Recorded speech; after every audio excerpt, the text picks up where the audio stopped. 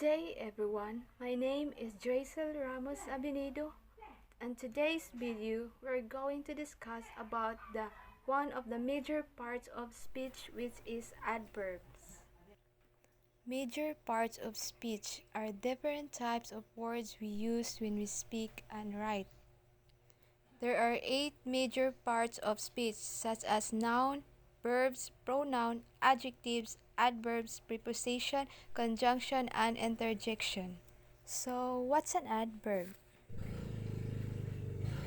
Adverbs is a word that describes a verb, an adjective, or another adverb. Let us study adverb more deeply. They walk slowly. The adverb slowly modify the verb walk. Another example.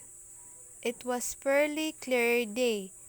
The adverb fairly modifies the adjective clear. Another example. The group practices quiet often. The adverb quiet modifies the another adverb often. There are different kinds of adverbs. First, adverbs of time. It provides information about the time the verb takes place. It tells us when an action happens. It includes the word now, yesterday, tomorrow, later, yet, already, today, last month or year, and soon. For example, I started school yesterday. Next month, I will buy a house. Second, adverbs of manners. It provides information about how a verb is done. It tells us how an action happens. It includes the word beautifully, happily, peacefully, slowly, quietly, easily, cheerfully, loudly, and secretly. For example, he spoke loudly. They played happily. Third is adverbs of degree. It describes the level or intensity of a verb, adjective, or another adverbs. It tells us the extent to which some things happen. It includes the word quiet, almost, barely, very, completely, just, absolutely, fully, and hardly. For example, I have almost finished my homework. I completely agree with you.